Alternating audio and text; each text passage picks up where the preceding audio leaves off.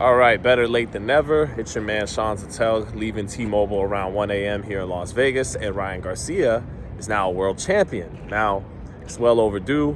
Devin Haney was a world champion in 2019. Shakur Stevenson was a world champion in 2019. Teofimo Lopez was a world champion in 2020. Gervonta Davis was a world champion in 2017. And so the last of that quintet has now won his first world title here in February of 2026. So anyways, Garcia was dominant. I didn't think Barrios was going to make it out of the first few rounds, but not only did he made it the distance. I give him credit for hanging tough. Yeah, he's always a tough guy. But, you know, Garcia, first of all, drops him with the right hand in round one. He was on point. He was sharp. He looked like the guy that fought Devin Haney again. And very explosive. At the end of the day, just Mario Barrios was totally outgunned in talent and in firepower, hand speed, and that quick twitch, and couldn't really compete with Ryan Garcia tonight. And he seemed pretty flat in his own right. Not that I think any version of Barrios beats this version of Ryan Garcia, but he did look flat. So Garcia, again, I thought he was going to get him out of there in the first few rounds after he dropped him on the first right hand he landed of the fight. He didn't overly rely on his left hook, and Barrios rarely hit him with anything of consequence. So now, it's funny, there was people upset with me because I said Shakur Stevenson, you know, in getting a lot of credit in beating Teofimo Lopez, which he obviously deserves. I said he could have done more, you know. He left some food on the table offensively in that fight. Well, I guess Shakur was commentating tonight, and he felt Ryan Garcia could have stepped it up and got a knockout too, I believe, on commentary, as I was reading on Twitter. I haven't got to hear the actual broadcast yet. So now I get to show you how fair I keep it.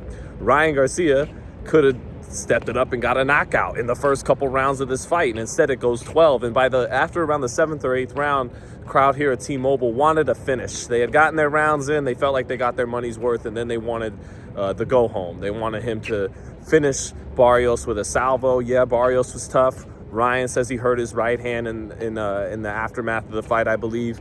But again, I think he could have got him out of there. I think he could have stepped it up and ended this night early, really. Barrios had nothing for him. Again, he was outgunned in talent, just pure talent, you know, hand speed, quick twitch, punching power, that kind of thing. So, but Garcia looked good, and it was a very strong performance. I think so we know what his kryptonite is. His kryptonite, if you look at the two main attributes of Gervonta Davis and Rolly Romero, is quick twitch and an eraser. Punch and power that puts a little bit of fear in his heart, that makes him keep his hands in his pocket. That's why they both dropped him. Tank stopped him. And I understand Ryan was a little weight drained in that fight with Tank, but we understood those two main attributes are his kryptonite. So that's what makes a Devin Haney rematch interesting and a Shakur Stevenson rematch interesting, because even though they are overall brilliant technicians and fighters, they do lack a little bit of what that one of those two core attributes are that have beaten him, and that's the eraser part.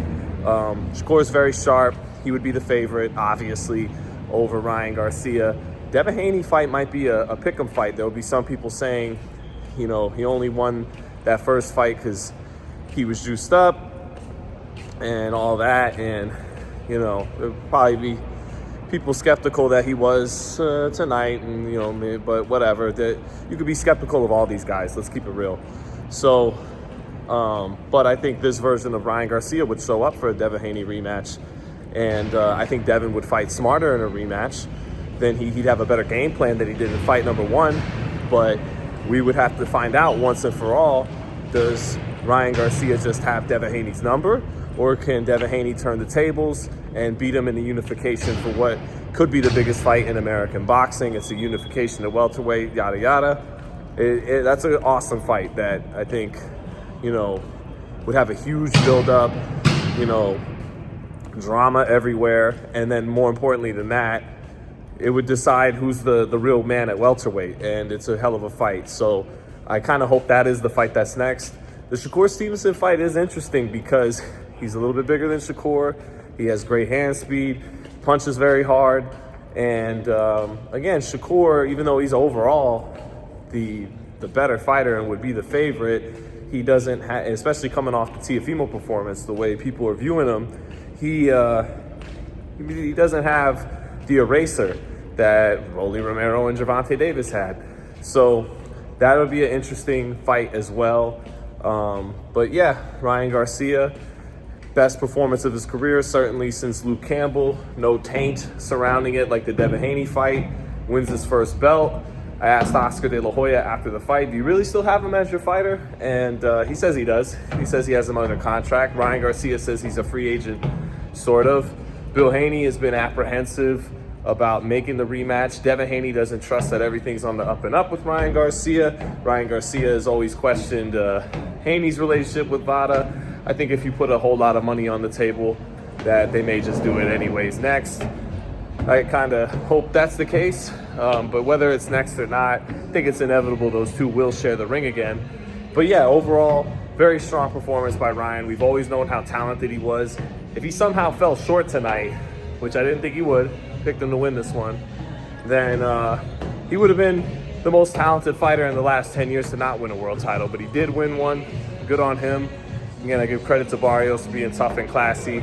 But yeah, Garcia's a world champion now, and his star has regained its shine, and we'll see what he does from here. But yeah, from your man, Sean Zittel at T-Mobile, walking up a lot of flight of steps. Peace.